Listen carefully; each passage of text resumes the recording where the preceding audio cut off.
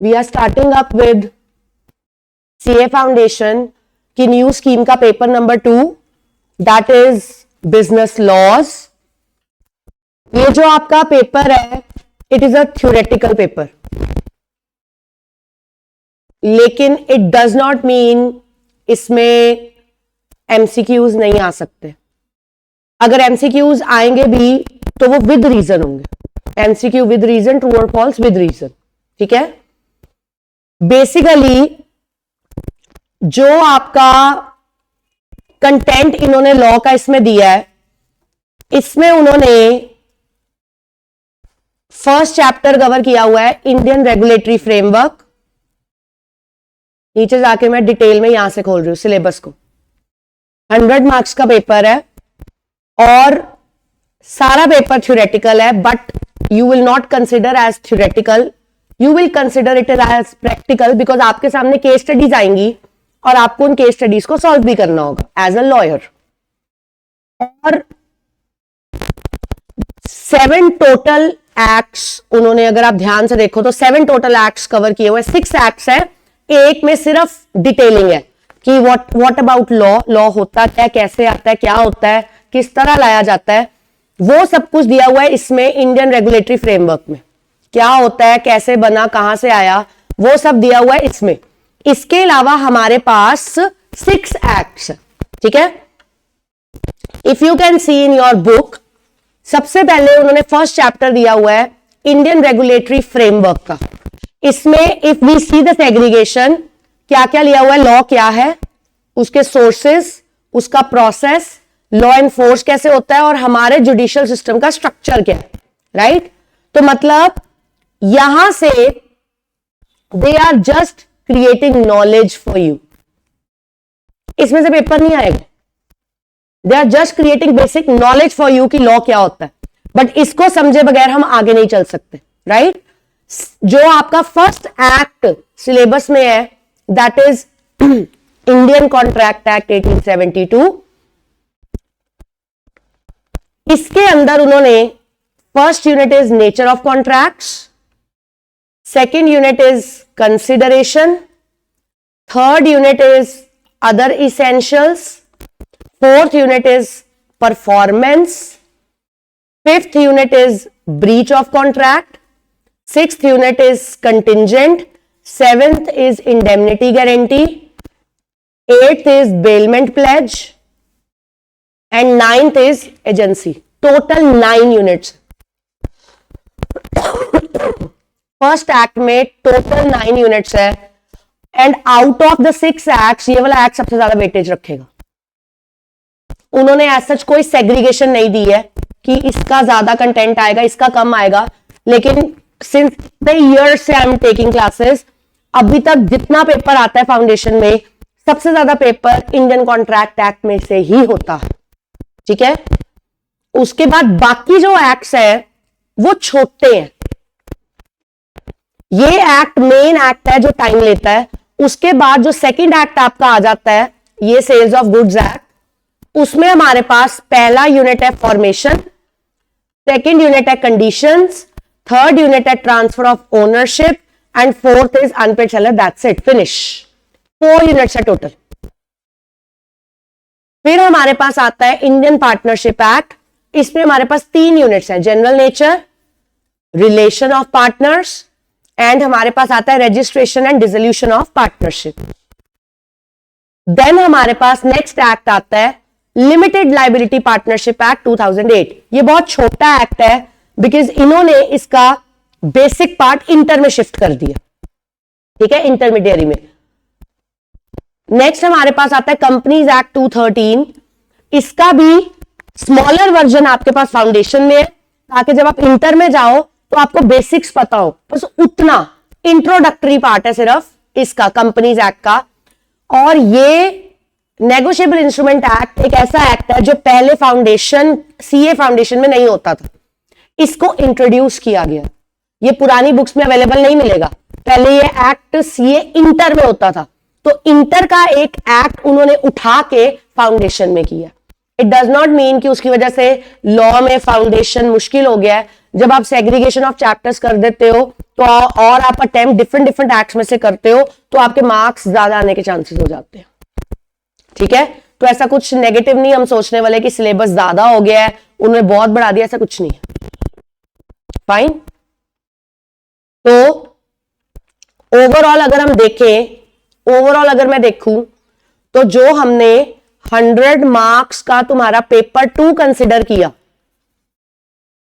Paper 2 कौन सा, business loss, इसमें उन्होंने मोटे मोटे क्या कवर किए हैं, 7। सबसे पहला उन्होंने लिया है regulatory framework. This is equal to basic understanding.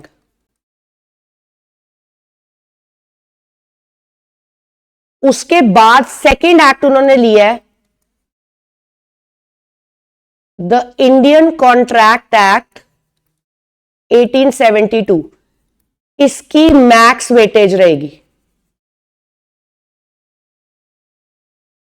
Third उन्होंने लिया है the sales of goods act 1930।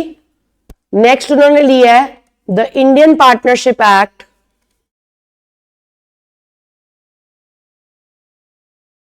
1932। उसके नेक्स्ट उन्होंने लिया हुआ है the LLP act, limited liability partnership act 2008। Then उन्होंने लिया हुआ है द कंपनीज एक्ट 2013। और लास्ट में उन्होंने ऐड किया हुआ है द नेगोशिएबल इंस्ट्रूमेंट एक्ट 1881। तो ये ओवरऑल उन्होंने सेग्रीगेशन के साथ दिया, ये आपका ओवरऑल सिलेबस है। 100 मार्क्स की सेग्रीगेशन, कितना एमसीक्यू डालेंगे विद रीजन पता नहीं, डालेंगे भी कि नहीं पता नहीं, उनका कोई सेट पैटर्न नहीं होता है सीए फाउंडेशन में, since it is a new scheme.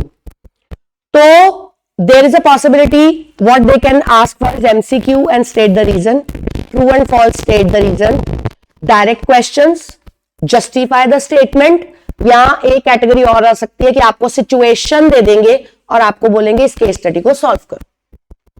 ठीक है, जो कुछ होगा, जिस पैटर्न के क्वेश्चंस होंगे, सारी प्रैक्टिस मैं करवाऊंगी। और आपको लॉ की सेपरेट कॉपीज चाहिए, और क्लास में हम सिर्फ ब्लैक पेन और पेंसिल यूज करेंगे, क्योंकि फाइनल पेपर में आपको ब्लैक पेन और पेंसिल ही अलाउड है। यहां पे हम क्लास में हाइलाइटर्स यूज नहीं करने वाले, रीजन बीइंग हम यहां पे हाइलाइटर्स यूज कर लेते हैं, जब वहां पे जाके हमें समझ नहीं आता कि हमने इसको प्रॉम्प्टली दिखाना कैसे है।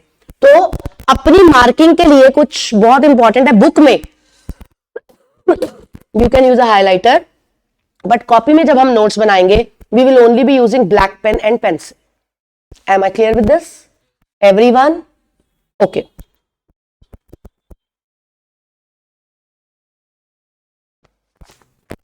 सबसे पहले बात करते हैं, अगर हम लॉ स्टार्ट करने लगे हैं तो सबसे पहले बात करते हैं मीनिंग ऑफ लॉ की।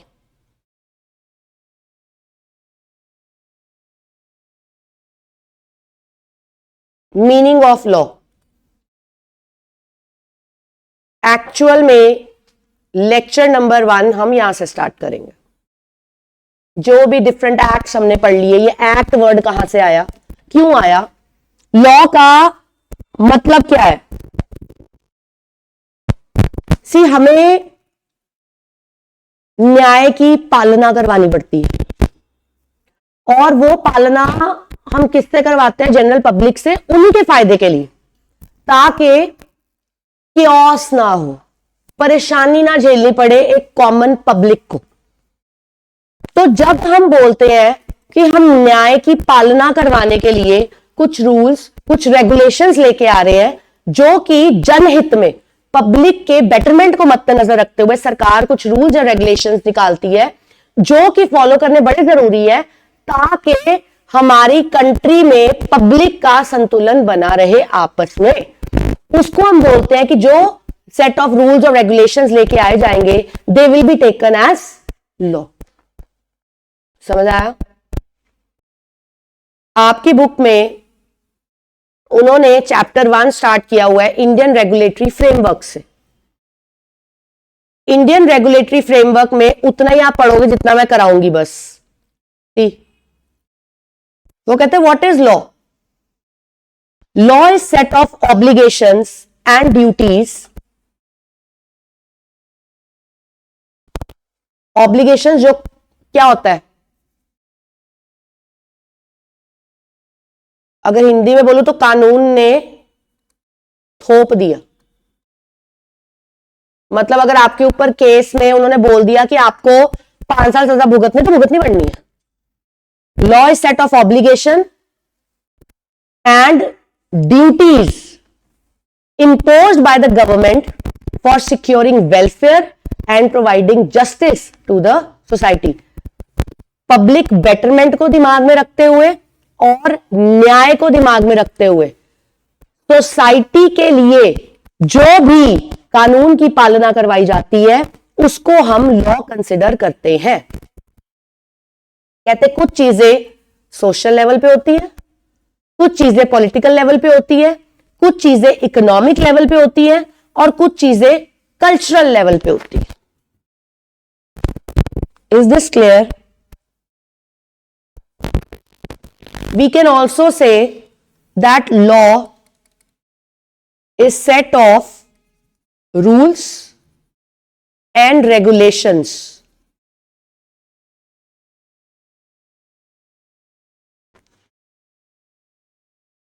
फ्रेम्ड या imposed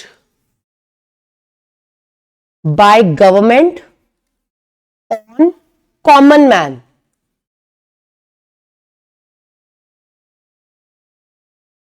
कॉमन मैन बोलू या कॉमन पब्लिक बोलू, एक ही बात है। For administration of justice. अगर मैं बोलूं लॉ क्या है, आप बोलोगे रूल्स एंड रेगुलेशंस। लॉ बनाता कौन है? इसी लाइन में आंसर है। लॉ बनाता कौन है? Government of India. लॉ बनाया किसके लिए जाता है? Answer is common public. कानून बनाया क्यों जाता है? ताकि हम न्याय की पालना करवा सकें। इसका मतलब अगर मैं इसको 4 पार्ट्स में डिवाइड कर दूं, what, framed bye, because MCQs भी है आपके,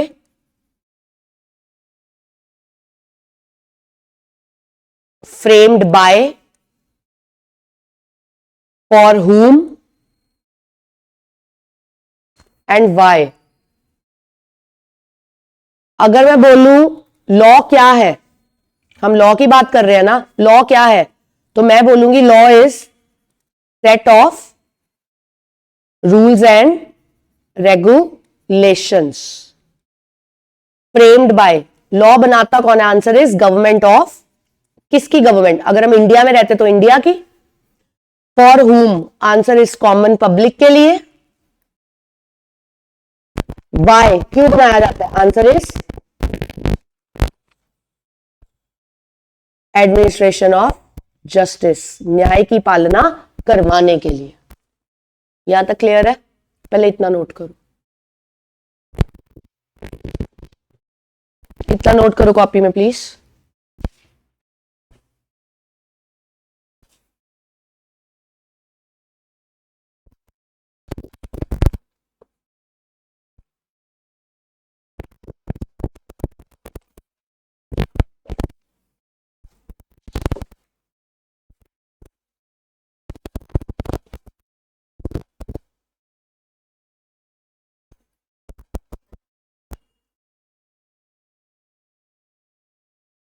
हाँ जी कार्तिक,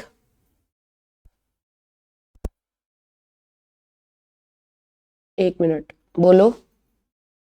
नोट्स में सारे ब्लैक पेन से बनाने हैं हाँ जी, और जो मैम हाईलाइट किया आपने वो पेंसिल से मार्क पेंसिल से मार्क करने हैं। जो जो मैं हाईलाइट कर रही हूं आपने उसको पेंसिल से मार्क करना है, बाकी सब कुछ ब्लैक से लिखना है।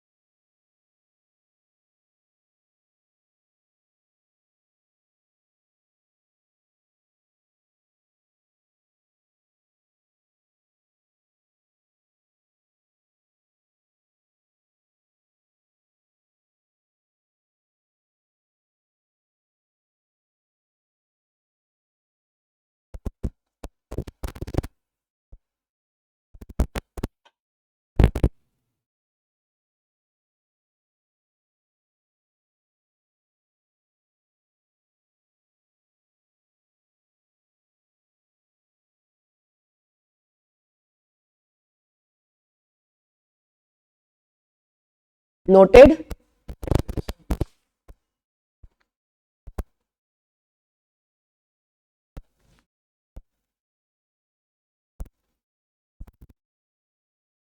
अब हमने एक तरफ बोल दिया लॉ, कुछ रूल्स है, कुछ रेगुलेशंस है। आपके माइंड में क्वेश्चन आना चाहिए था, मैम रूल्स और रेगुलेशंस में कुछ फर्क होता है? हम बोलते थे कुछ रूल्स और रेगुलेशंस है जो सरकार ने बनाए कॉमन पब्लिक के लिए ताकि न्याय की पालना हो सके, एडमिनिस्ट्रेशन ऑफ जस्टिस हो सके। बट क्या मैम रूल्स एंड रेगुलेशंस में फर्क होता है? Answer is yes. अगर मैं सिर्फ रूल्स की बात करूं, rules are given by central government, राज्य सरकार, ठीक है। लेकिन जो रेगुलेशंस है ये राज्य सरकार नहीं देती, rather they are given by agencies of central government. Agencies of central government का क्या मतलब है? जैसे कि reserve bank of India banking related regulations pass करता है, SEBI security exchange board of India stock market के रिलेटेड रेगुलेशंस पास करता है, ठीक है। IRDAI insurance regulatory development act of India, ये लोग इंश्योरेंस के रिलेटेड ही सिर्फ रेगुलेशंस पास करते हैं। इसका मतलब है सेपरेट सेक्टर, जैसे कि बैंकिंग को आरबीआई देखता है, reserve bank of India. Stock को सेबी देखता है, security exchange board of India. ऐसे ही इंश्योरेंस को insurance regulatory development act of India देखता है। इसका मतलब ये सेंट्रल गवर्नमेंट की सेक्टर वाइज डिवाइडेड ब्रांचेस है। तो जब पीछे से हम बोलते हैं सरकार ने रूल पास किया, इसका मतलब होता है वो रूल कहां से आया है? सेंट्रल गवर्नमेंट से। और अगर आप कभी भी न्यूज़पेपर में ये पढ़ो, the regulation says that so and so has happened, तो रेगुलेशन सेज वर्ड जहां पे आ गया, इसका मतलब है सेंट्रल गवर्नमेंट ने कुछ नहीं बोला, सेंट्रल गवर्नमेंट के नीचे की जो एजेंसियां हैं उनमें से किसी ने वो रूल पास किया है। तो जब वही रूल सेंट्रल गवर्नमेंट की कोई एजेंसी पास करती है तो शब्द रूल नहीं यूज होता, क्या वर्ड यूज होता है? Regulation. Am I clear? Okay, note करो इसको। मैम इनको बॉडीज भी बोलते हैं ना? बिल्कुल बोलते हैं जी।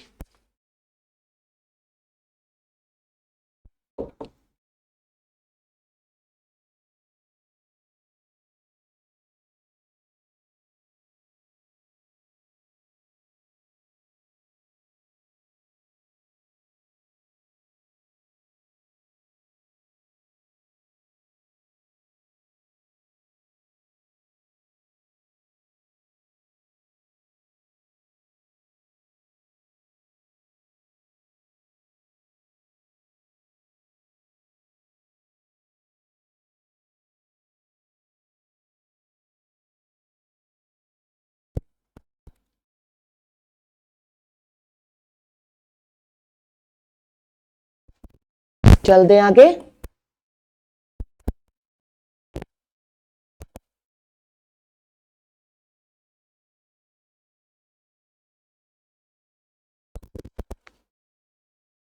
फिर लॉ में बड़ा कॉमन है, हम वर्ड यूज करेंगे कॉन्विक्ट।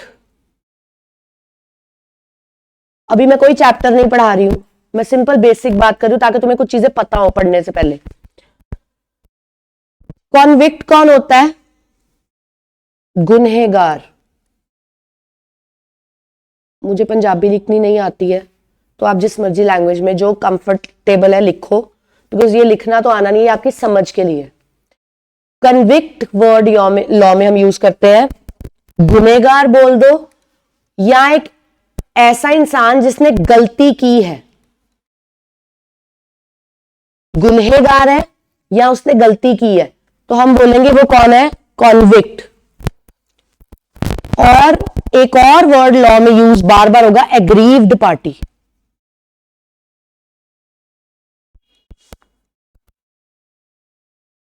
एग्रीव्ड पार्टी का मतलब होता है बिचारी पार्टी।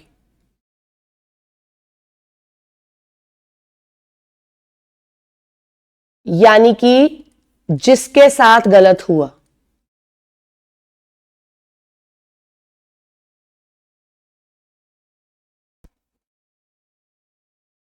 जिसने गलत किया, जिसके साथ गलत हुआ, जिसके साथ गलत हुआ वो एग्रीव्ड पार्टी है। जिसने गलत किया, आप उसको कन्विक्ट नहीं बोल सकते। अगर उसके प्रति कोर्ट ने ये नतीजा पास कर दिया कि हां इसने वाकई में गलत किया, तो कोर्ट की स्टैंप लगने के बाद ही वो बंदा कन्विक्ट कहलाया जा सकता है। हम कॉमन मैन किसी को कन्विक्ट का दर्जा नहीं दे सकते। तो आप गुनहगार तब साबित होगे जब कोर्ट बीच में स्टेप इन करेगा, सेल्फ बेसिस पे नहीं।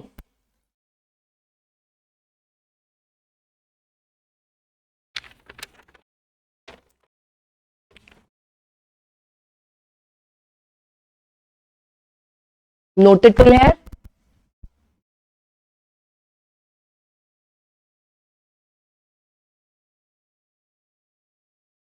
ठीक है जी, आगे। उसके बाद बात करते हैं ओरिजिनेशन ऑफ लॉ की।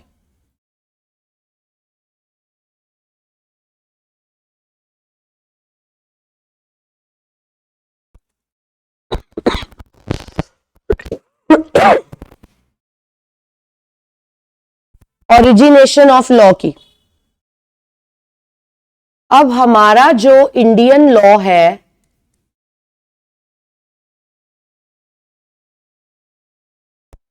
ये डिपेंड करता था इंग्लिश लॉ के ऊपर। अंग्रेजों ने लॉज बनाए थे। हमारा लॉ, इंडियन लॉ, डिपेंड करता था अंग्रेजों के ऊपर। इंग्लिश लॉ बनाए थे। और लॉ में जब हम इंग्लिश वर्ड यूज करेंगे, उसका मतलब होता है इंग्लैंड की बात कर रहे हैं हम। और जो इंग्लिश लॉ था, ये डिपेंड करता था ऑन रोमन लॉ। यानी कि रोम। ये हम कौन सी देर की बात कर रहे हैं? हम 16th सेंचुरी की बात कर रहे हैं। अब रोम में जो लैंग्वेज यूज होती थी, that language was called Latin.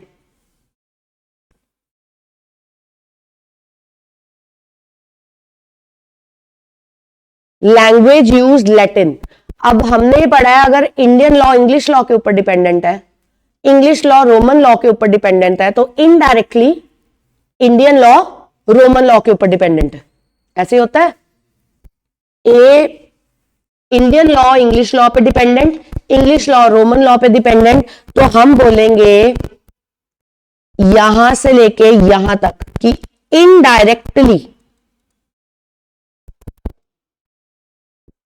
Indirectly depend. यहां पे क्या है? डायरेक्टली। हमारा इंडियन लॉ डायरेक्टली डिपेंडेंट है इंग्लैंड के लॉ के ऊपर, बट कहीं ना कहीं हमारा इंडियन लॉ इनडायरेक्टली डिपेंडेंट है किसके ऊपर, रोमन लॉ के ऊपर, और रोम की लैंग्वेज क्या होती थी, Latin. That is the reason कि जब आप मेरे साथ लॉ की पढ़ाई स्टार्ट करेंगे आपको एक तो क्रिस्प इंग्लिश दिखेगी क्योंकि इंग्लैंड इन्वॉल्व है, दूसरी आपको कुछ चीजें लैटिन में दिखेंगी क्योंकि रोम इन्वॉल्व है। As an example Latin, English, Indian. अगर मैं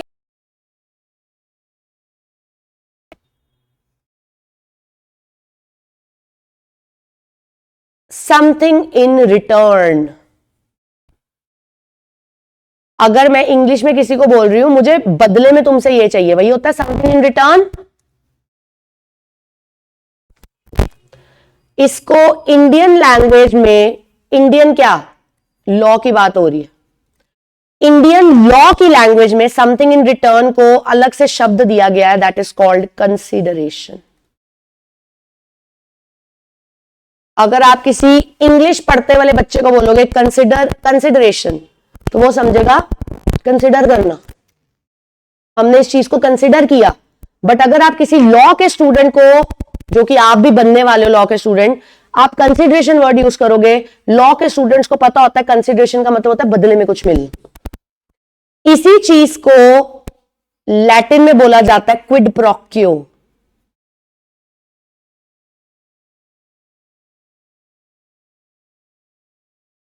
क्विड प्रोक्यो मतलब एक ही है, समथिंग इन रिटर्न, पर ये लैटिन में लिखा गया। लैटिन में ऐसे पढ़ते हैं क्विड प्रोक्यो, इंडियन लॉ में कैसे पढ़ते हैं कंसिडरेशन, और उसका इंग्लिश में मीनिंग क्या है समथिंग इन रिटर्न। तो मैम फिर इंग्लिश लॉ में क्या पढ़ते हैं, इंडियन लॉ वही वर्ड्स यूज कर रहा है जो इंग्लिश लॉ यूज करता है, because Indian law English law के ऊपर डायरेक्टली डिपेंडेंट है।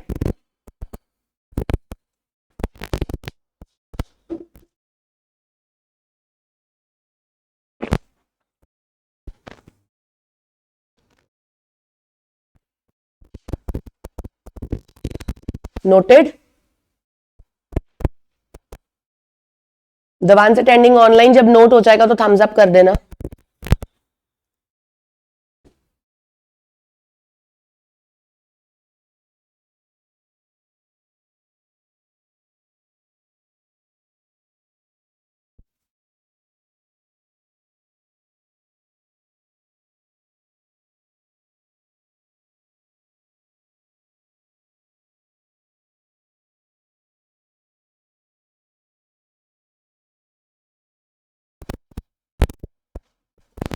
यहां से हमें पता चल गया therefore Indian law is written in English and Latin.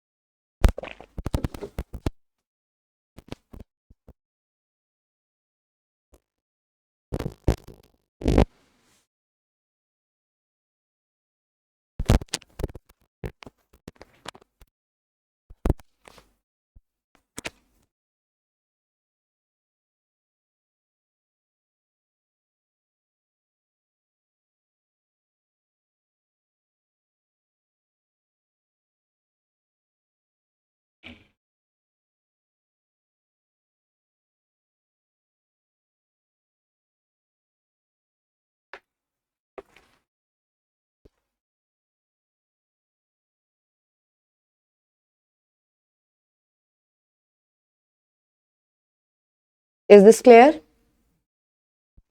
अब आप मुझे बताओ, सपोज करो मैं ड्रग सेलर हूं, और मैं ड्रग्स सेल करते करते पकड़ी गई। पुलिस ने मुझे अरेस्ट किया,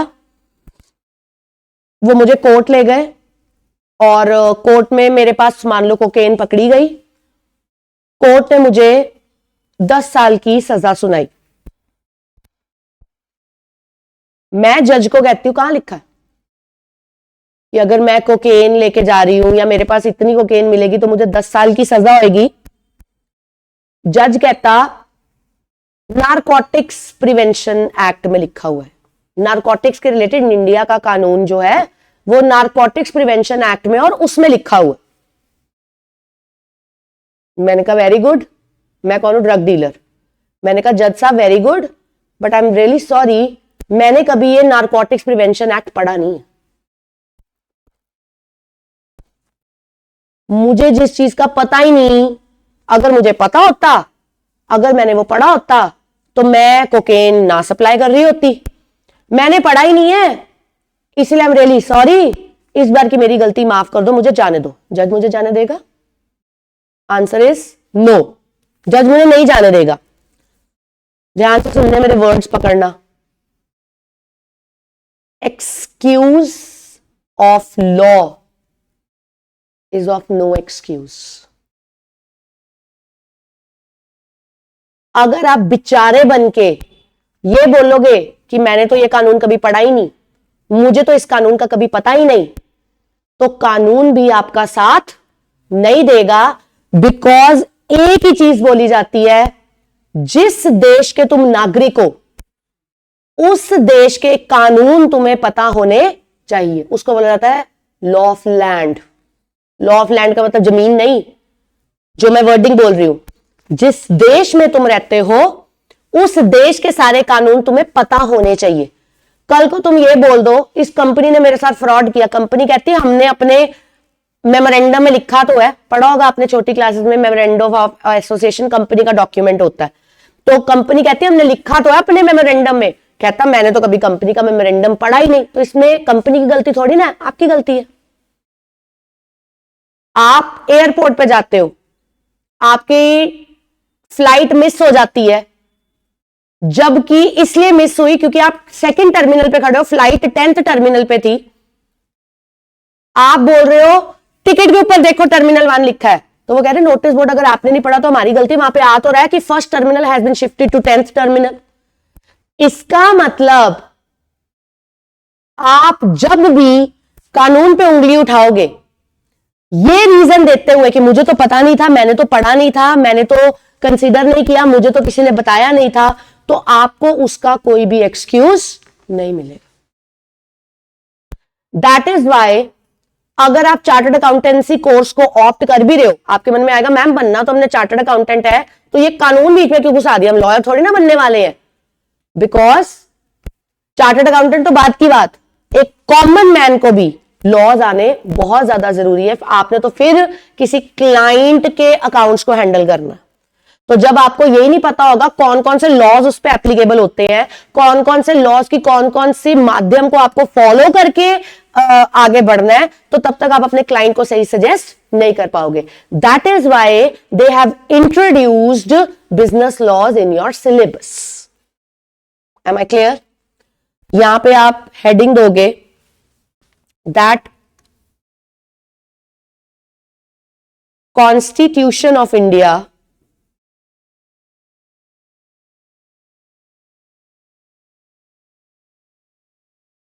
is the mother of all laws। Hindi में क्या बोलते हैं कॉन्स्टिट्यूशन ऑफ इंडिया को? इंडिया का विधान।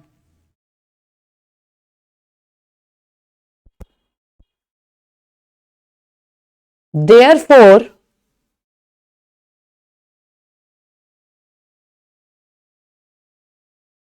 ignorance of law is of no excuse। This is equal to, मैं इसको लैटिन में लिखने लगी हूं अब, this is equal to ignorantia juris non excusat. Ignorantia juris non excusat, which means every person must have the knowledge of law of land of his country. Every person must have the knowledge of law of land of his country. उसके बाद as an example जो मैंने तुम्हें drug dealer वाला example बोला है उसको आप अपने वर्ड्स में as an example pen down करेंगे. मैं वेट कर रही हूं.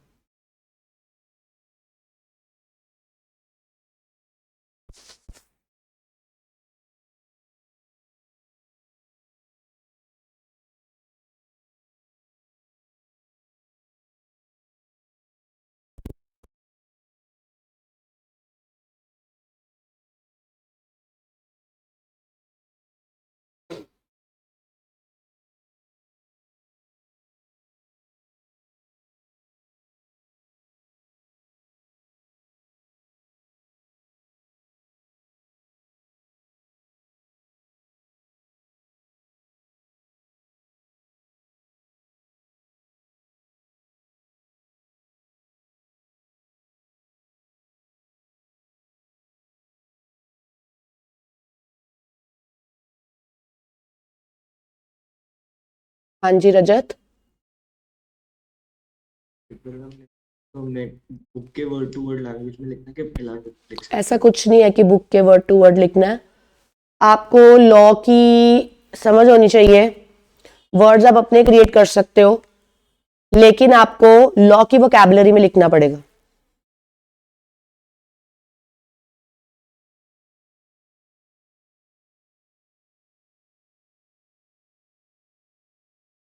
लॉ की वोकैबुलरी का मतलब होता है जो मैं टिपिकल वर्ड्स बताऊंगी उनकी यूजेज होनी जरूरी है लेकिन क्रैमिंग नहीं करनी है. लॉ क्रैमिंग करके नहीं आता है. कभी भी लॉयर के सामने किसी ने मर्डर किया, किसी ने छुरी से किया, किसी ने हथौड़े से किया, तो what do you think lawyer छुरी हथौड़ा सब कुछ पढ़ के आता है? नहीं, सिचुएशन को देख के हमें इंस्टेंट आंसर करना पड़ता है. तो लॉ कभी भी रट्टे से नहीं आएगा. You need to have basic depth understanding about it. Example note कीजिए प्लीज. नोट नहीं कीजिए, लिखिए खुद. ड्रग डीलर वाला जो मैंने सेल्फ एग्जाम्पल दिया था, आप अपने आप को ड्रग नहीं, खुद को क्यों बनाओगे? XYZ को बना दो. अभी तो जिंदगी शुरू हुई है.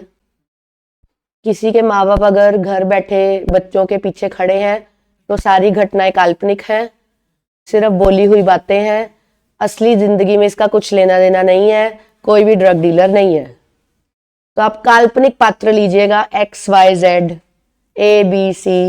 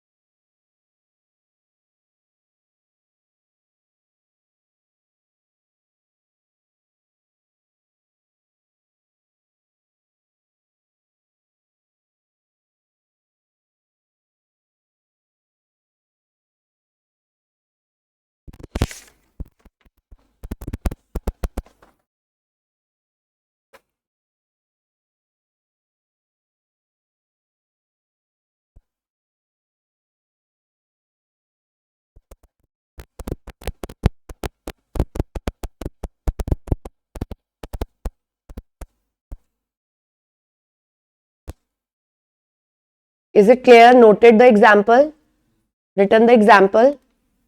उसके बाद हमारे पास जो गवर्नमेंट टायर्स हैं, किसमें है? वो 3 तरह की।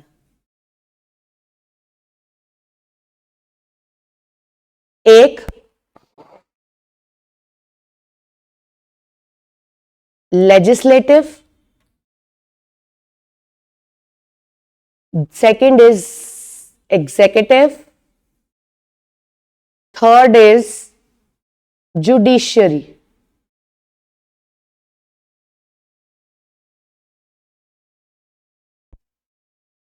प्रमीत अपना कैमरा ऑन करो।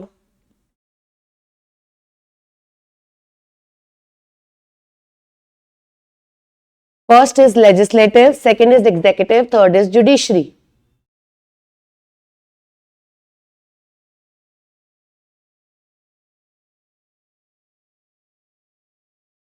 Legislative is parliament. Executive is government. Judiciary is court.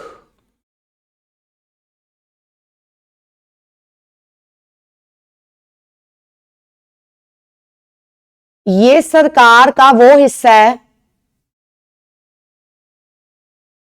who make laws. ये कानून बनाते हैं। रमीत, आपने स्टार्टिंग से क्लास लगाई है?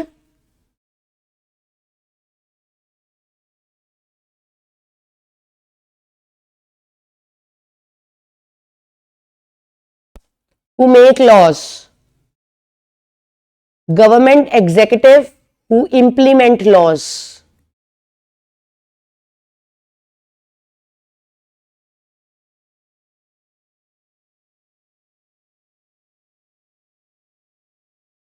तो फिर आपको बीच में से कैसे समझ आएगी?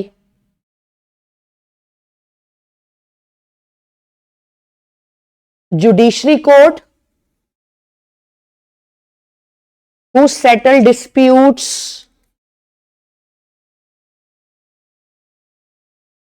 due to laws.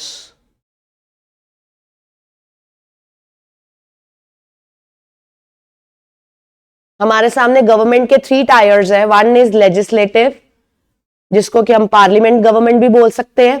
Second is executive, जिसको कि हम नॉर्मल गवर्नमेंट बोलते हैं। जुडिशरी, जो कि होता है कोर्ट।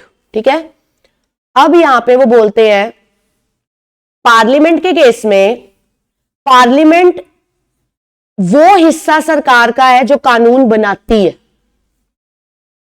गवर्नमेंट सरकार का वो हिस्सा है जो उस कानून को लागू करवाती है, इंप्लीमेंट।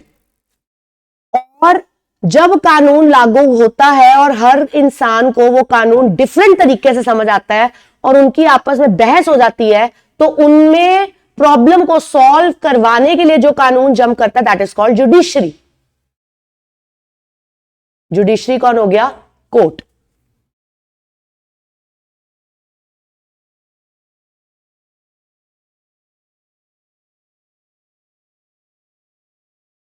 ठीक है जी, पार्लियामेंट तो हमारा एक ही है, लेकिन गवर्नमेंट यहां पे हमारी 2 हो जाती है।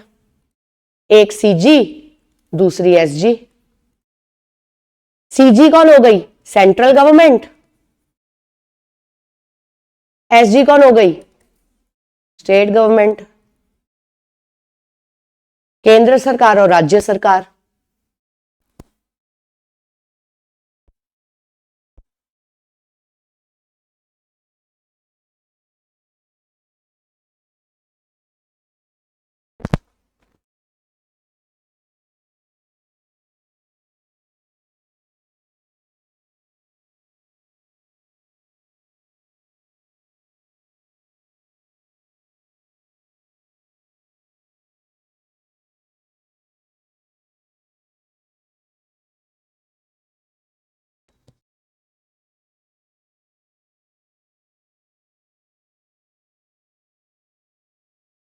नोटेड है? जहां तक कोर्ट्स का सवाल है, वहां पे हायरार्की है। सबसे पहले अपने पास आता है सुप्रीम कोर्ट,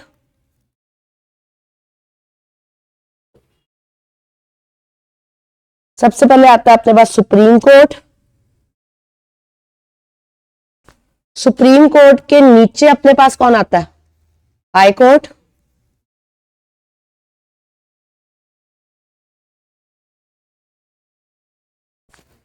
फिर उसके पास अपने पास आता है डिस्ट्रिक्ट कोर्ट,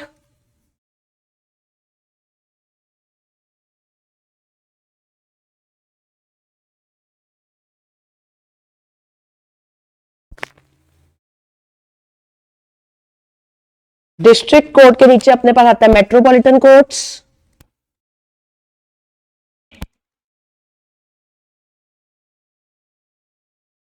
डिस्ट्रिक्ट कोर्ट्स के नीचे अपने पास आता है मेट्रोपॉलिटन कोर्ट्स।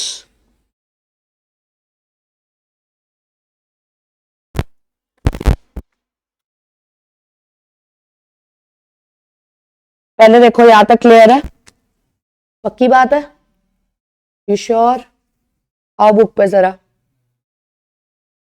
वही कराने लगी हूं, जाने लगे हैं डिटेल में। ये देखो, पहले हम आपके पास आए हैं सोर्सेज ऑफ लॉ पे, आपकी बुक के हिसाब से व्हाट इज लॉ पढ़ लिया था, सोर्सेज ऑफ लॉ पे आए हैं। वो कहते हैं लॉ का the main sources of law in India are the constitution, मैंने क्या बताया था, विधान। उसके आगे उन्होंने लिखा है statute, statute is English language में लॉ को स्टैच्यूट बोलते हैं। कहते हमारे को लॉ की लैंग्वेज सोर्सेस क्या है लॉ के, कहते हमारा विधान से हमें लॉस पता चलते हैं, इंग्लिश लॉ से हमें लॉस पता लगते हैं, हमारी पार्लियामेंट द्वारा लॉज बनाए हमें लॉस पता लगते हैं, हमारी असेंबलियां स्टेट असेंबलीज द्वारा बनाए लॉज हमें लॉस पता लगते हैं, या प्रेसिडेंट्स, प्रेसिडेंट्स का मतलब होता है जो पुरानी बातें चलती आ रही है उनसे हमें लॉस पता लगते हैं, और कुछ जुडिशियल डिसीजंस होते हैं जो कौन करता है, कोर्ट, कोर्ट, उनसे पता लगते हैं, और कुछ लॉज हमारे को कस्टम्स एंड यूजेज, इसका मतलब होता है रीति रिवाजों से पता लगते हैं। जैसे कि हिंदू मैरिज एक्ट में लिखा हुआ है कि शादी को शादी तभी मानी जाएगा जब आप पवित्र अग्नि के चक्र लेंगे, और पवित्र अग्नि आम के पेड़ की लकड़ी को माना जाता है, ये लिखा हुआ है एक्ट में, मैं नहीं बोल रही हूं। और ये जो पंडित हम बोलते हैं पंडित जी ने बताया, पंडित जी कौन है, जिसने वो एक्ट पढ़ा है वो पंडित है, सिंपल, जिसको सारी नॉलेज है कि हाँ शादी कैसे करानी है। तो दे से मेन सोर्सेज ऑफ लॉ क्या है, कुछ कानून की बातें हमें अपने विधान से पता लगती हैं, कुछ इंग्लिश लॉ से पता लगती हैं, कुछ अपने पार्लियामेंट के लॉ से पता लगती हैं, कुछ स्टेट की असेंबली से पता लगती है, असेंबलीज जो राजघराने होते हैं, राज्यसभा लोकसभा, कुछ हमारे को पिछले लॉ से पता लगती है, कुछ हमारे को कोर्ट के डिसीजन से पता लगता है, और कुछ हमारे को अपने रीति रिवाजों से पता लगता है। Am I clear? यहां पे मार्क करके लिखो इसको कि कस्टम्स एंड यूजेज का मतलब लॉ में रीति रिवाज होता है। बुक है तो लिखो फिर, रीति रिवाज।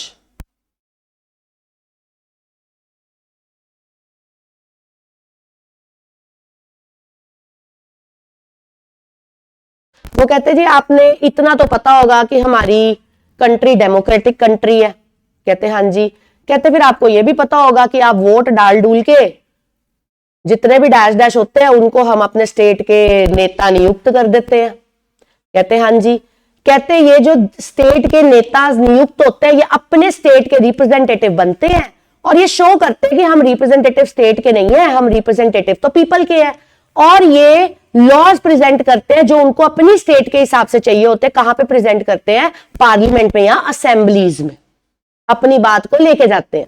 ठीक है जी, कहते पार्लियामेंट के पास क्यों लेके जाते हैं, मैंने आपको क्या बताया था, ये लोग लॉज बनाते हैं, कहते क्यों पार्लियामेंट के पास लेके जाते हो, क्योंकि ये लॉ मेकिंग बॉडी है। आपने जो कॉपीज में लिखा है ये देखो, हु मेक लॉज, उन्होंने बुक में क्या नाम दिया इसको, लॉ मेकिंग बॉडी, कानून बनाने का काम पार्लियामेंट का,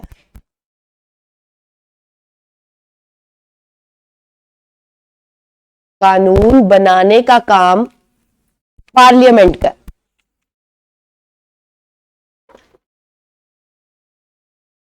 आगे वो कहते जो लॉ पास कर दिया पार्लियामेंट में, वो आपके ऊपर लागू होगा ही होगा।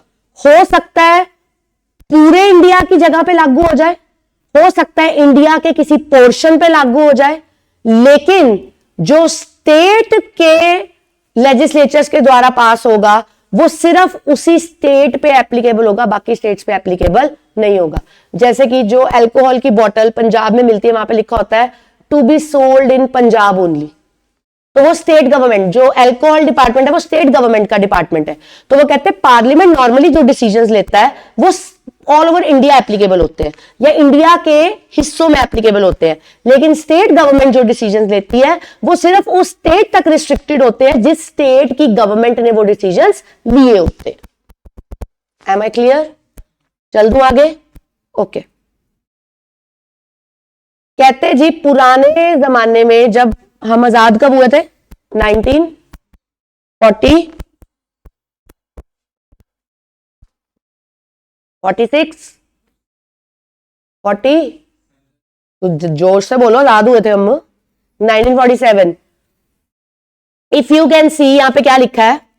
गवर्नमेंट ऑफ इंडिया एक्ट 1935, मतलब आजादी से पहले का एक्ट है, लिखा इंडिया है बट हमारा नहीं है। किसका है? ब्रिटिशर्स का, क्योंकि उन्होंने हमें रूल किया। कहते ये जो था ये पास किसने किया? कानून बनाया, हमने अभी पढ़ा, बनाता कौन है? पार्लियामेंट बनाता है। बट दिमाग लगाओ यार, पार्लियामेंट हमारी कॉन्स्टिट्यूशन कब बनी? जब हम रिपब्लिक डे सेलिब्रेट करते हैं। रिपब्लिक डे हम कब सेलिब्रेट करते हैं? 26 जनवरी 1950। ये एक्ट है 1935 का, साड़ी अपनी पार्लियामेंट तो सीगी ही नहीं। इसका मतलब उस समय हम गुलाम थे, तो पार्लियामेंट किसकी थी? यूके की। Is the precursor for the constitution of India. तो जो इंडिया का विधान बना है वो विधान जिसको देख के बना है, प्रीकर्सर जिसको देख के बना है, वो कौन सा एक्ट है? Answer is government of India act 1935। और वो एक्ट किसका है? Answer is parliament of UK का।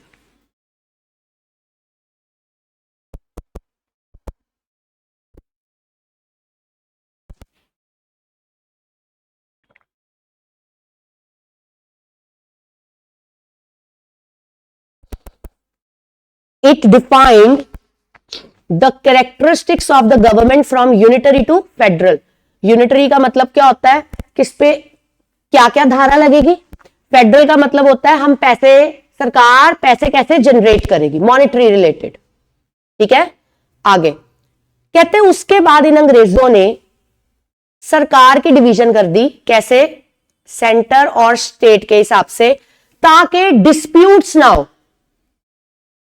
अब दिमाग लगाओ, उस समय में स्टेट तो होती नहीं थी, उस समय में तो राजे होते थे, इंडियन राजे जो स्टेट्स को कर, जैसे ग्वालियर होता था, मैसूर होता था, राजे इनको ओन करते थे। याद है आपको? ये सुना होगा कहीं ना कहीं। आगे कहते उसके बाद फेडरल कोर्ट बनाई गई and had the jurisdiction of appellate. ये लॉ की टर्म है, स्पेशलाइज्ड जज को एपलेट बोलते हैं। जहां पे भी आप कॉपी में लिख रहे हो,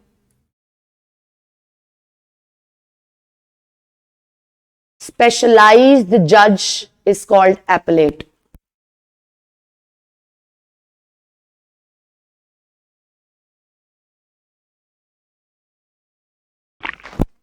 अब देखो मैं लाइन दोबारा पढ़ रही हूं। अंग्रेजों ने फेडरल कोर्ट बनाई, हैड अ ज्यूरिसडिक्शन। ज्यूरिसडिक्शन का मतलब होता है हदें। जैसे कि जो चौंकी रंजीत एवेन्यू सी ब्लॉक में है, उस चौंकी की हद Ranjit avenue A block, B block, C block, D block तक की है। उस चौंकी का ऑफिसर इन ब्लॉक्स के बाहर जाके कोई भी डिसीजन नहीं ले सकता। तो वो जो हदें बताते हैं हम, दायरा, उसको लॉ में क्या बोला जाता है? ज्यूरिसडिक्शन। What is jurisdiction? दायरा। आप ये सब कॉपी में लिखो, क्योंकि ये सब टर्म्स दोबारा नहीं बताई जाती है, एक ही बारी फर्स्ट क्लास में डिस्कस होता है ये सब। Jurisdiction is what? Jurisdiction is दायरा। हदे बोलते हैं जिसको। और एपेलेट कौन है? स्पेशलाइज्ड जज।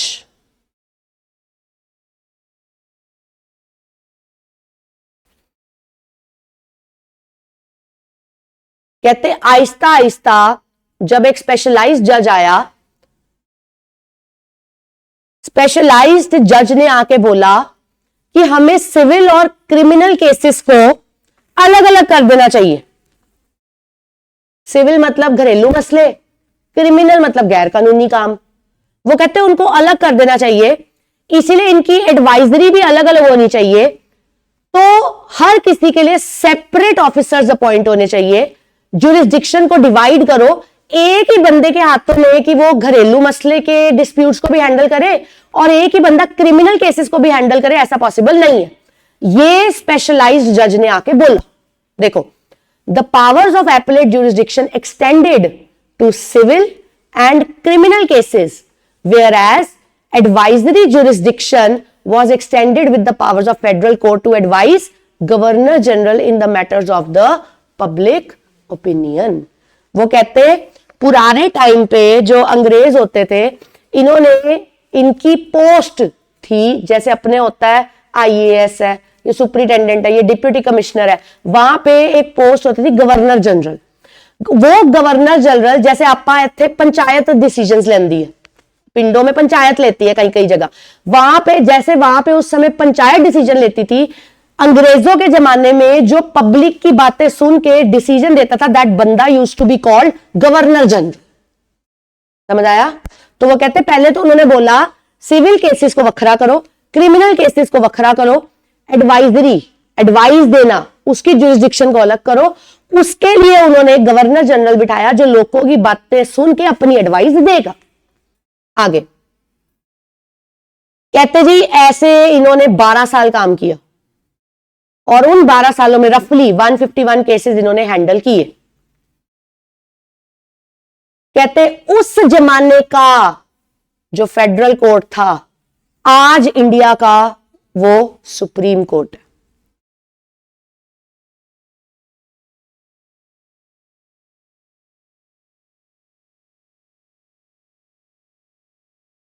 इसका मतलब यहां पे उन्होंने क्या बोला है कि जो ये कॉन्स्टिट्यूशन, इसके पहले वाला टाइम आ गया बिफोर, इसके बाद वाला टाइम आ गया आफ्टर। बिफोर कॉन्स्टिट्यूशन वर्ड क्या यूज किया उन्होंने? Federal court. This is equal to after constitution, उसी की जगह हम वर्ड क्या यूज कर रहे हैं?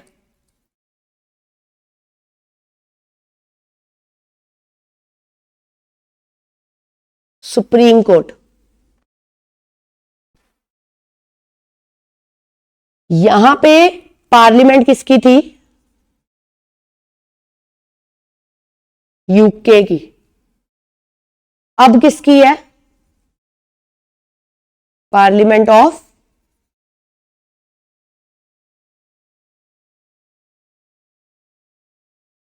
इंडिया।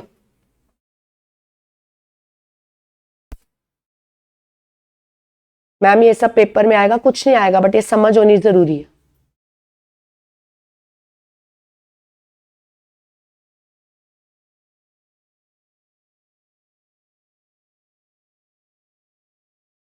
चल दूं आगे?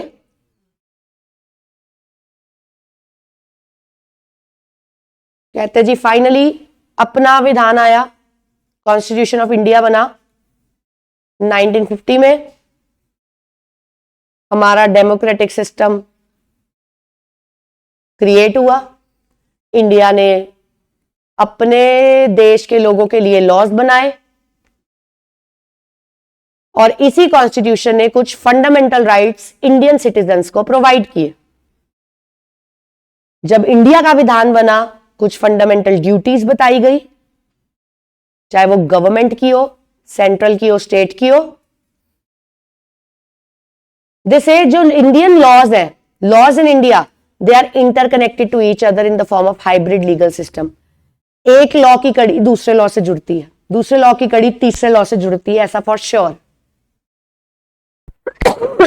मतलब अगर एक लॉ में बदलाव आता है तो उसका इंपैक्ट सारे लॉज के ऊपर पड़ता है, क्योंकि इंडियन लॉज जो बनाए गए हैं वो कहीं ना कहीं एक दूसरे के साथ इंटरकनेक्टेड लॉज।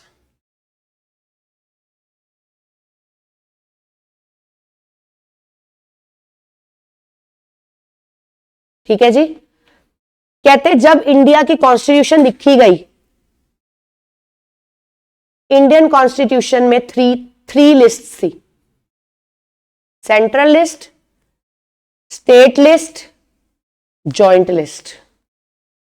सेंट्रल कुछ डिसीजन जो सेंट्रल लेवल पे लिए जाएंगे पूरे इंडिया के लिए एप्लीकेबल है।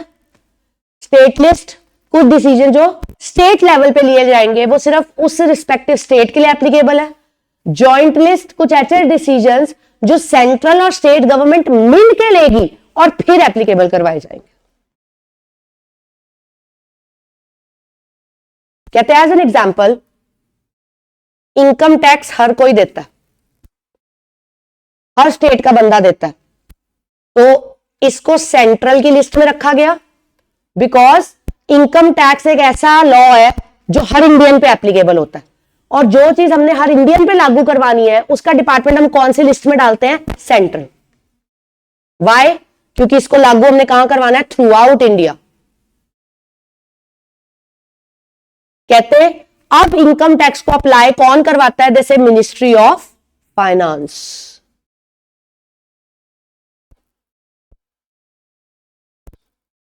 आगे अब यही, अब मैं एल्कोहल ले लूं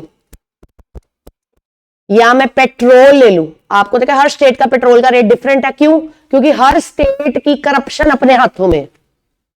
पंजाब तो वैसे ही बहुत ऊंचाइयां छू रहा, तो वो आ गया स्टेट लिस्ट में। और अगर हम बोले स्टैंप ड्यूटी, ड्यूटी पे करवानी है, तो वो किस में आ गया? Joint list.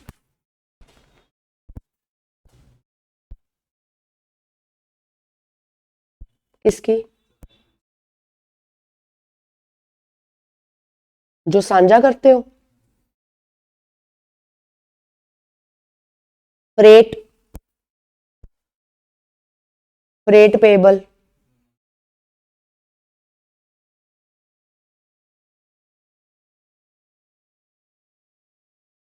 शिपमेंट्स,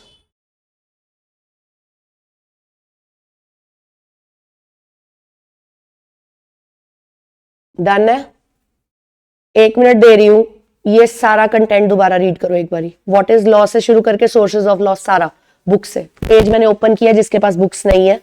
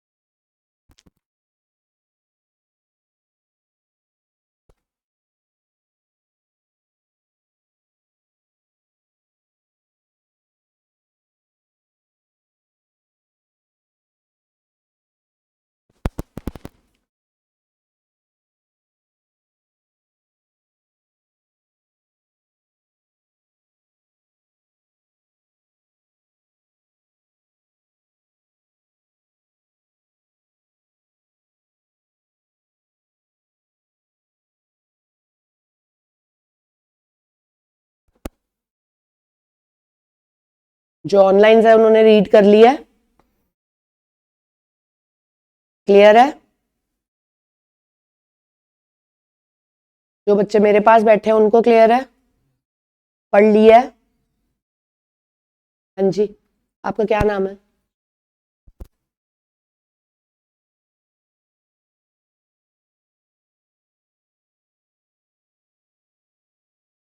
शुभदीप। कल फिर पूछूंगी, मुझे नाम नहीं याद रहते और मुझे डेट्स नहीं याद रहती। इन दो चीजों में मैं शौक लगेंगे तो भी नहीं याद रहेगा। शक्लें नहीं भूलती कभी, पर बैड एट नेम्स, नाम नहीं याद रहते।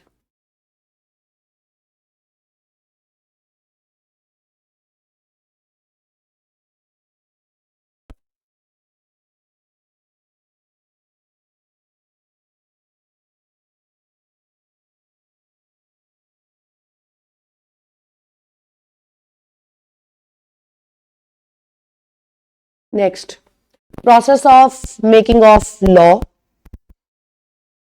लॉ कैसे बनाया जाता है? सबसे पहले जो सेंट्रल गवर्नमेंट होती है वो कॉन्स्टिट्यूट करती है कमेटी एक्सपर्ट्स की, एक एक्सपर्ट्स की टीम क्रिएट की जाती है। कहते हैं अच्छा, ये लोग ड्राफ्ट करते हैं न्यू लॉ। कोई भी व्यवस्था आ गई उसको देखते हुए हमें नया कानून लाना पड़ रहा है, ये लोग ड्राफ्ट करते हैं न्यू लॉ। और जो ये न्यू लॉ होता है इसको हम इज इक्वल टू बिल बोलते हैं, जो कि उन्होंने यहां पे सिंपल लिख दिया है, मैंने law is proposed in parliament it is called bill. जो कच्चा कच्चा कानून लिखा होता है अभी उसको बिल बोला जाता है। बेसिकली ये जो बिल है ये लीगली रिटर्न होता है, लेकिन एट द सेम टाइम ये टेम्पररी लॉ होता है।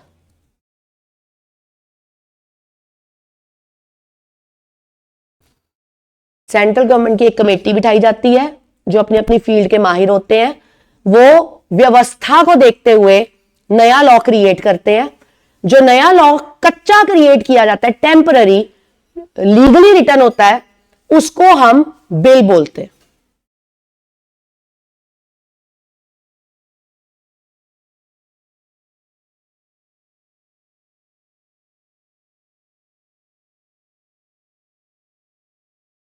ठीक है, इसको प्रपोज किया जाता है, प्रपोज्ड इन पार्लियामेंट। इस कच्चे बिल को पार्लियामेंट में भेजा जाता है, इस कच्चे बिल को पार्लियामेंट में भेजा जाता है। यहां पे पार्लियामेंट में इसके ऊपर डिस्कशन प्लस डिबेट्स, बहस बसाई, कुर्सियां मारना, चप्पलें उड़ाना, ऐसा जो कि प्रैक्टिकली होता है। बुक्स में नहीं मिलेगा ये सब, पर आपने न्यूज में अखबारों में ऐसा सुना होगा, एक मंत्री ने दूसरे पे समोसा उड़ा के मारा। तो इस कच्चे बिल को आपने प्रपोज किया पार्लियामेंट में, उसके ऊपर डिस्कशन हुई, उसके ऊपर डिबेट हुई, उसके बाद जी पार्लियामेंट के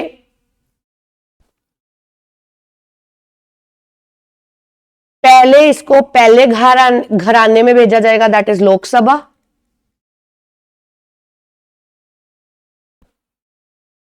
लोकसभा जिसको कि हम बोलते हैं हाउस ऑफ पीपल। यहां पे इसको भेजा जाता है,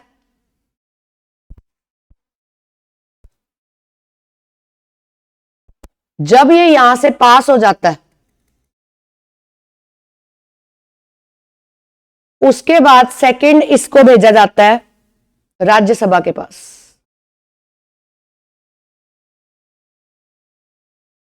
राज्यसभा को हम बोलते हैं काउंसिल ऑफ स्टेट। पार्लियामेंट के दो घराने लोकसभा और राज्यसभा। हमने कच्चा टीम बनाई एक्सपर्ट की, उन्होंने कच्चा बिल बनाया, उस कच्चे बिल को बहसो बसाई के लिए पार्लियामेंट में दे दिया। पार्लियामेंट से बहसो बसाई के बाद सबसे पहले उसको लोकसभा हाउस ऑफ पीपल के पास प्रेजेंट किया। अगर लोकसभा ने उसको पास कर दिया तो फिर उसको भेजा जाता है राज्यसभा में। अब डिपेंड करता है राज्यसभा के ऊपर, अगर राज्यसभा ने भी उसको पास कर दिया, अगर राज्यसभा ने भी उसको पास कर दिया, उसके बाद इसको भेज दिया जाता है ministry of law and justice के पास। उसके बाद इसको भेज दिया जाता है ministry of law and justice के पास। अब ministry of law and justice से भेजा जाता है इसको प्रेसिडेंट के पास, president of India. Ministry of law and justice के बाद इसको भेजा जाता है प्रेसिडेंट ऑफ इंडिया के पास। अब प्रेसिडेंट ऑफ इंडिया के ऊपर डिपेंड करता है कि प्रेसिडेंट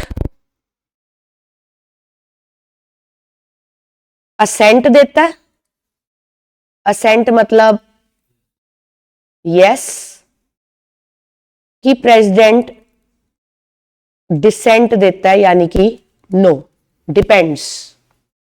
वो उसकी मर्जी है, उसकी चॉइस है प्रेसिडेंट की। अगर वो डिसेंट दे देता है, मनाही हो गई, तो वो बिल ही रह जाता है। Bill is return to parliament for recommendation. हम दोबारा उसको पार्लियामेंट में भेज देंगे कि अपना फालतू का बिल वापस लो, इसके ऊपर दोबारा से बैठो, दोबारा से कुर्सियां उड़ाओ, दोबारा से समोसे उड़ाओ, रिकंसिडर एवरीथिंग। लेकिन अगर प्रेसिडेंट की असेंट मिल जाती है, अगर प्रेसिडेंट की असेंट मिल जाती है तो प्लस आप उसको नोटिफाई करोगे in official gazette. What is official gazette? सरकारी न्यूज़पेपर। हम बोलते ना हमारा रिजल्ट, प्लस टू का रिजल्ट गजेट में निकलेगा। What is gazette? सरकारी न्यूज़पेपर। जब प्रेसिडेंट ने असेंट दे दी और इस बात को सरकारी न्यूज़पेपर में लिख दिया गया,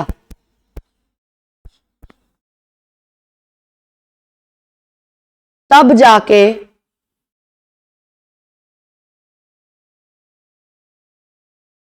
बिल वर्ड हट जाएगा, एक्ट वर्ड आ जाएगा।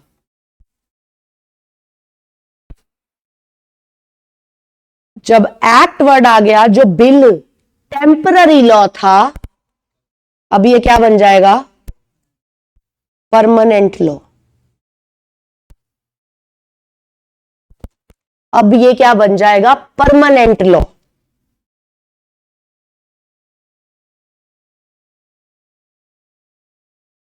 और जैसे ही ये परमानेंट लॉ बन गया, what it is called?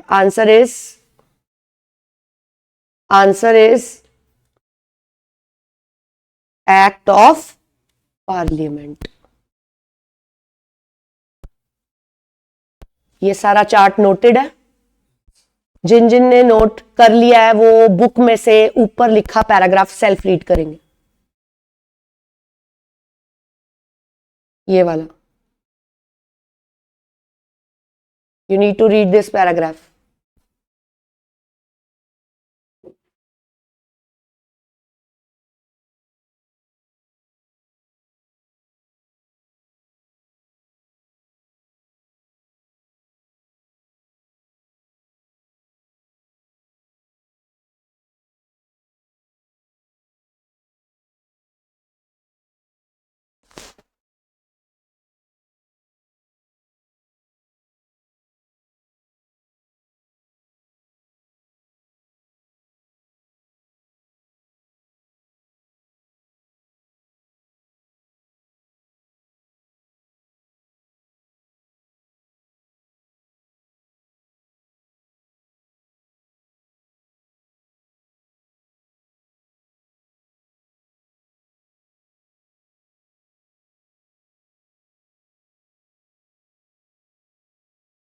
You need to read the paragraph, please.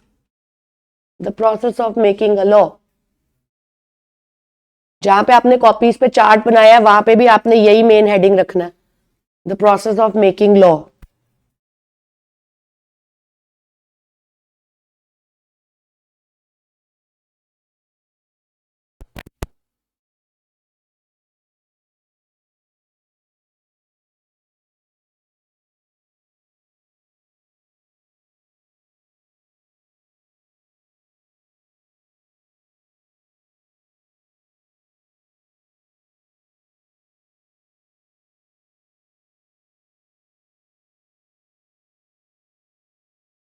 हाँ जी,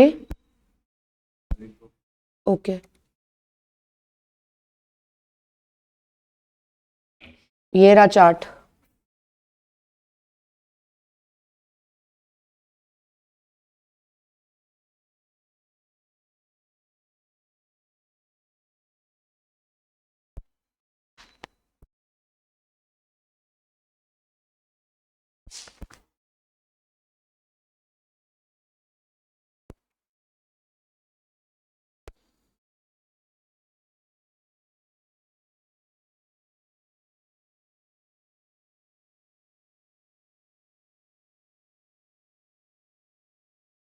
जल्दी please.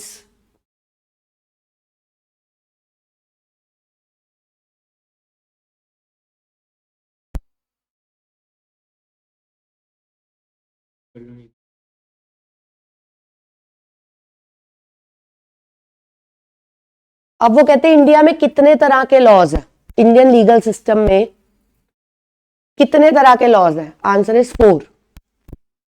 Criminal law, civil law, common law and principle of natural justice.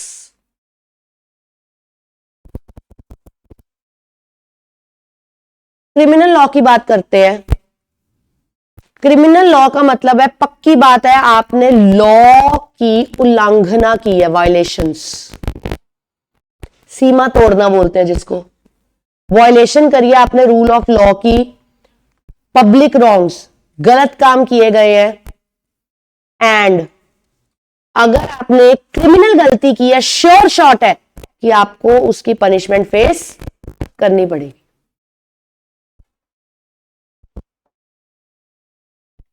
वो कहते क्रिमिनल लॉ को गवर्न कौन करता है, कहते आईपीसी, इंडियन पिनल कोड. इसमें हर जुर्म की धारा लिखी हुई है. And CrPC, code of criminal procedure 1973, इसमें लॉज लिखे हुए हैं क्राइम के रिलेटेड.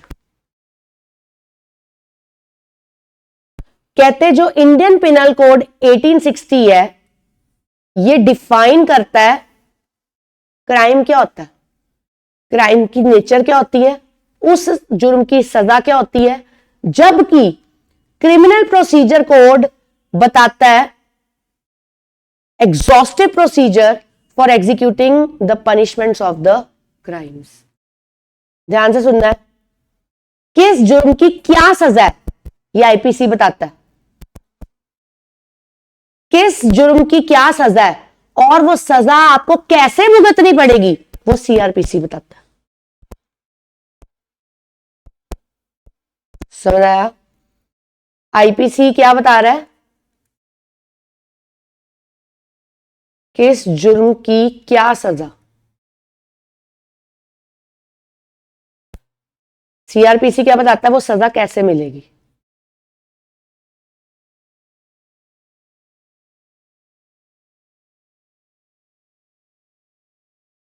वो सजा कैसे मिलेगी, कौन से जेल में रखा जाएगा, कहां रखा जाएगा, कैसे रखा जाएगा, विद लेबर मिलेगी, विदाउट लेबर मिलेगी. कई बार होता है ना आपको जेल में रह के काम करना पड़ता है, कई बार होता नहीं करना पड़ता. ठीक है. तो कहते हैं क्रिमिनल लॉ, लॉ की वो ब्रांच है जब आप कानून को तोड़ते हो और उस कानून को तोड़ने के लिए ये श्योर है कि आपको उस जुर्म की सजा मिलेगी.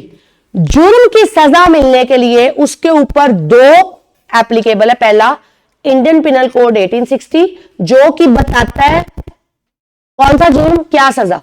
दूसरा सीआरपीसी, क्रिमिनल प्रोसीजर कोड 1973, जो कि बताता है कि वो सजा कैसे मिले।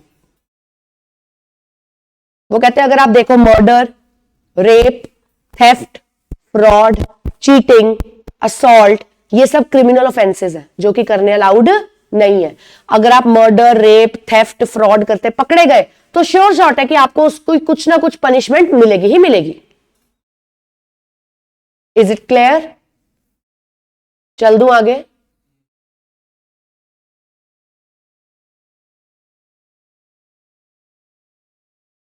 सरकार को लगता था जुर्म और उसकी सजा सफिशिएंट है। अंग्रेज चाहते नहीं थे कि हमें कभी भी लॉ की क्लैरिटी हो, इसीलिए उनको ये सब पता था, बट उसका उन्होंने एक नियुक्त कोड नहीं निकाला था ताकि इंडियंस को क्लियर ना पता हो कि ये सजा उनको कैसे दी जाएगी, इसीलिए लेट आया। आगे अगली ब्रांच अपने पास आ जाती है सिविल लॉ की।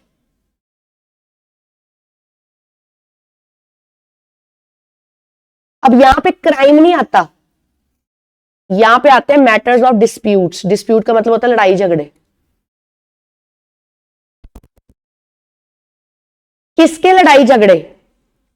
इंडिविजुअल्स के या ऑर्गेनाइजेशंस के। जैसे कि हस्बैंड को वाइफ से डिवोर्स चाहिए तो वो क्रिमिनल लॉ नहीं है, वो सिविल लॉ में आएगा। मनी लेंडर ने मेरे ड्यूज पे नहीं किए तो वो क्रिमिनल लॉ में नहीं आएगा, वो सिविल लॉ में आएगा। जहां पे दो जनों में लड़ाई झगड़ा हो रहा है, एक होता है आपने कानून की उल्लंघना की, तुम्हें सजा होनी चाहिए, दैट इज क्रिमिनल लॉ। जहां पे दो लोग डिस्प्यूट लड़ाई कर रहे हैं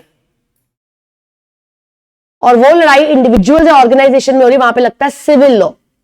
आपने दो जनों ने लड़ाई करते हुए कुछ राइट्स या ऑब्लिगेशंस तोड़ दिए, वो कहते हैं इनका मकसद क्या होता है? इनका मकसद होता है लड़ाई को खत्म किया जाए, डिस्प्यूट रेजोल्यूशन। ये लोग पनिशमेंट देने में बिलीव नहीं करते, they focus on dispute resolution rather than punishment.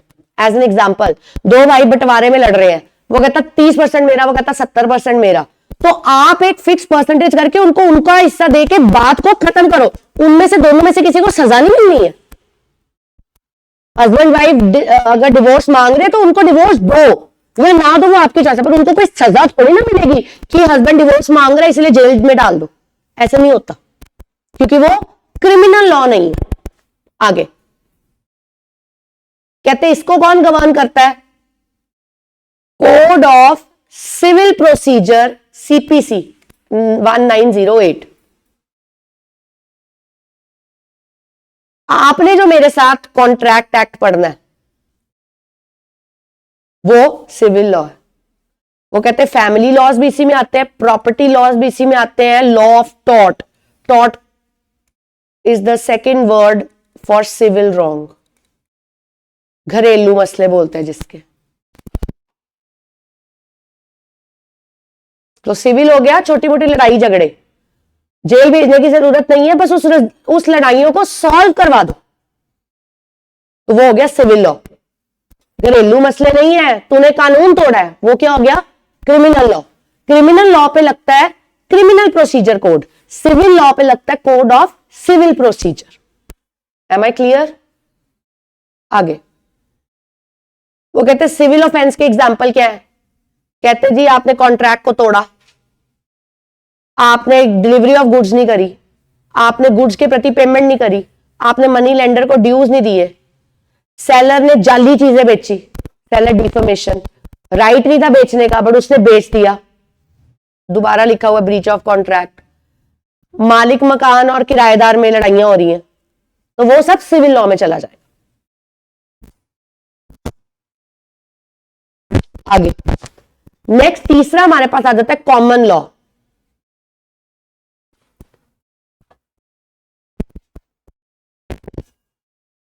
Common law का मतलब होता है case law, judicial precedent. What is that? Judgement delivered.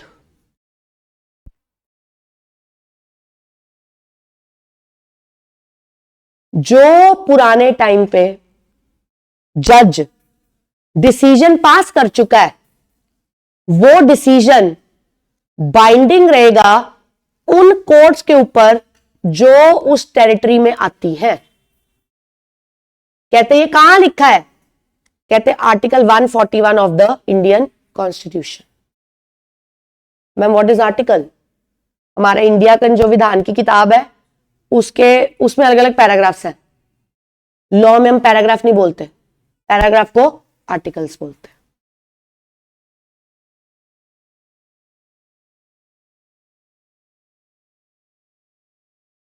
ठीक है, आगे उन्होंने लिखा है डॉक्ट्राइन ऑफ स्टेयर डिसाइसिस, जिसका मतलब होता है जो डिसाइड किया था उसके प्रति खड़े भी रहो। फिर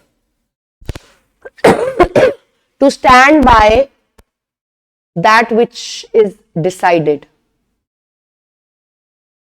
मतलब अगर कोर्ट में ये लिखा गया don't drink and drive the vehicle के ऊपर व्हीकल एक्ट लगता है। व्हीकल एक्ट कहता है कोई भी चीज जो विद पेट्रोल, डीजल, सीएनजी चलती है वो व्हीकल। वाओ, मतलब साइकिल उसमें नहीं आता, बैटरी पे चलने वाली बाइक्स उसमें नहीं आती थी की बात कर रही हूं मैं, पुराने टाइम पे। इसका मतलब ट्रक चलाता बंदा पी के एक्सीडेंट करे तो वो जुर्म है, साइकिल वाला बंदा जितने मर्जी पौवे पी ले ऐसा नहीं होता। मतलब वो पी के एक्सीडेंट कर दे वो अलाउड है। What do you think, justified बात लग रही है मैम की? आंसर इज नहीं।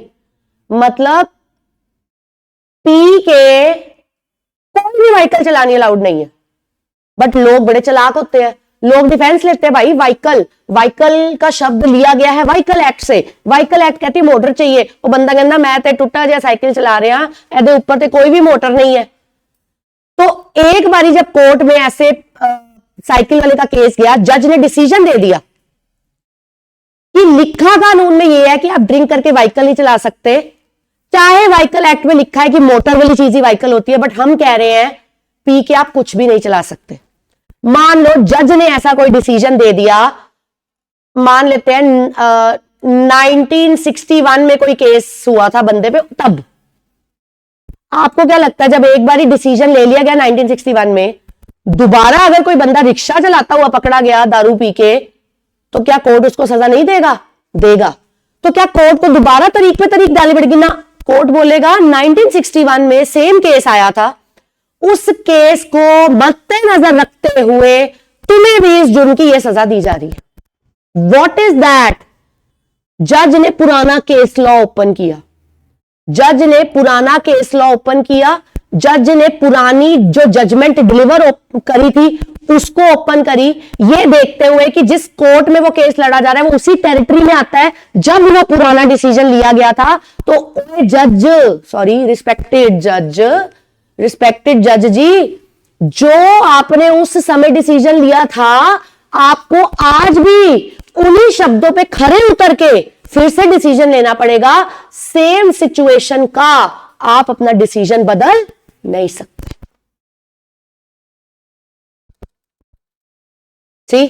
कहते हैं ये डॉक्ट्राइन ऑफ स्टेयर डिसाइसिस ये भी बोलता है कोर्ट पे भी ऑब्लिगेशन है to follow the same principle या to follow the same judgment जो तुमने अपने प्रीवियस डिसीजंस में ली थी। While ruling a case where the facts are similar, ध्यान देना, ऐसा सिर्फ तब जब जो आज केस लड़ा जा रहा है वो एग्जैक्टली सिमिलर है या उसकी चारों टांगे अर्लियर सिचुएशन के साथ मैच करती है, तो डिसीजन भी सेम होगा। अब आप ये नहीं बोल सकते मैम साइकिल में 2 टायर थे, रिक्शा में 3 होते हैं, ठीक है ना? ऐसी सेग्रीगेशन नहीं करनी है, ये स्टुपिडिटी होती है। हम कैसे सेग्रीगेट करेंगे? तब उसमें भी मोटर नहीं थी, अब इसमें भी मोटर नहीं है। अगर तब उसको व्हीकल कहा गया था तो अब इसको भी व्हीकल कहा जाएगा। Am I clear? आगे लास्ट है principles of natural justice.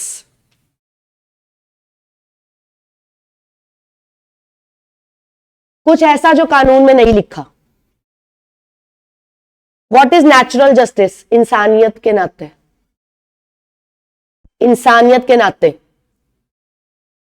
Latin में क्या बोला जाता है इसको? Just natural. ये किस प्रिंसिपल के ऊपर बेस्ड है?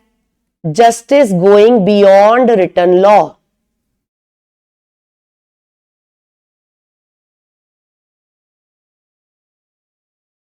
आगे, नेमो जुडिक्स इन कॉजेस सो, अगेन लैटिन यूज्ड है।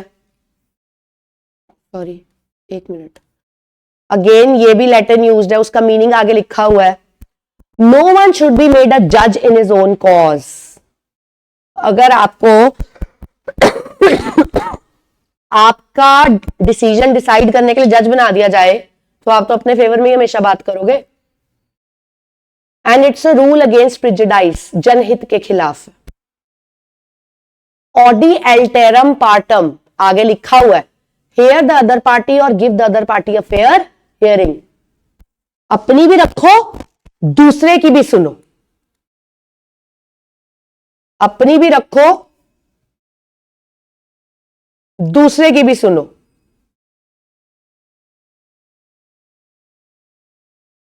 Then only rules of natural justice will apply and the judgment can override or alter the common law, but it cannot override the change or statute. ध्यान से सुनना है, जज को पावर है, जज के ऊपर ड्यूटी है, जब जज कोई डिसीजन देता है कानून की लिमिट में रहते हुए देता है। मैम क्यों?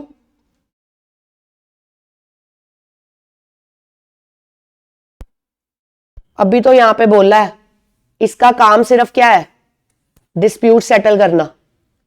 अगर जज ये बोल दे, अच्छा लॉ में ये लिखा था कि पी के व्हीकल नहीं चला सकते, चलो लॉ बदल देते, व्हीकल को काट के लिख दो कुछ भी नहीं चला सकते। ओ भाई, मेक लॉस की जिम्मेदारी किसकी है? पार्लियामेंट की। तो पार्लियामेंट का काम जज कैसे कर रहा है? अलाउड ही नहीं है। तो जज के ऊपर भी रिस्ट्रिक्शन है। जज अपना डिसीजन देते वक्त उसके हाथ बंधे होते हैं।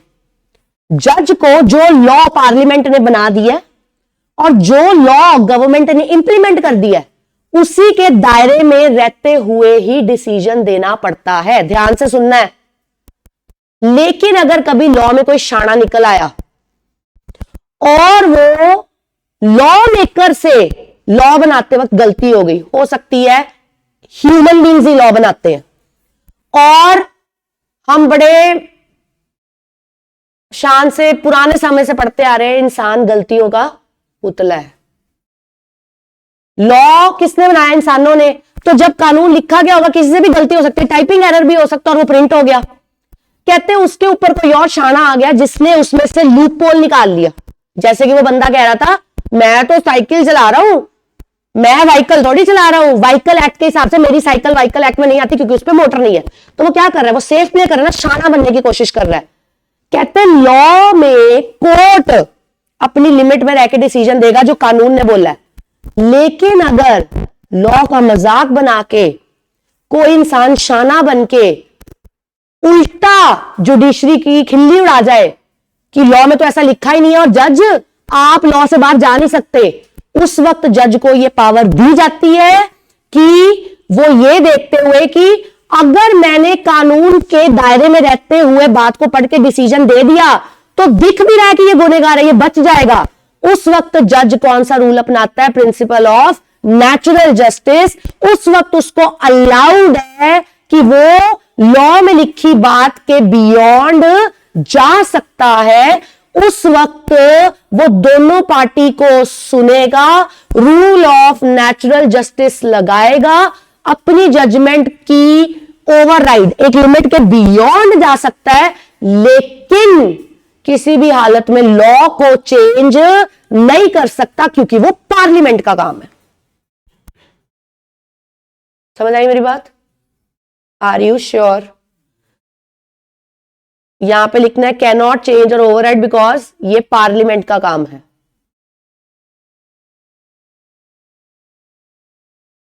और justice going beyond written law, यहां पे तुम लिखोगे जब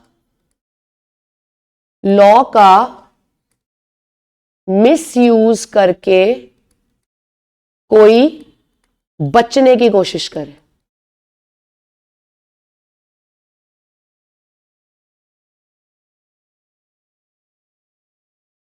जब लॉ का मिसयूज करके कोई बचने की कोशिश करे।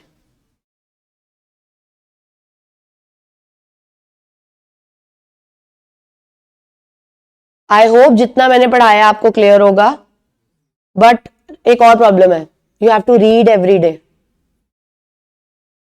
लॉ एवरी डे पढ़ने पे ही आएगा और लॉ इंटरकनेक्टेड है। अभी भी हमने पढ़ा था लॉ इज इंटरकनेक्टेड। जैसे अकाउंट्स में होता है ना कि पार्टनरशिप कर लिया, पार्टनरशिप का फिर शेयर कैपिटल के साथ कुछ लेना देना नहीं है, इसमें ऐसा कुछ नहीं है। हर एक्ट दूसरे एक्ट के साथ कनेक्टेड है, तो अगर एक नहीं आएगा तो दूसरा भी नहीं आएगा। समझ आया? तो you need to read every day, और थोड़ा थोड़ा क्लास में मैं रोज सुना भी करूंगी कि इसका क्या मतलब था, इसको आप कैसे डिफाइन करो। फाइन, कॉपी में मेंशन कर देना कि जो हमने आज किया है कवर मॉड्यूल टिल पेज 1.6 का हाफ, यहां तक हमने इतना कवर किया आज की क्लास में, और यहां पे आपका लेक्चर 1 एंड होता है।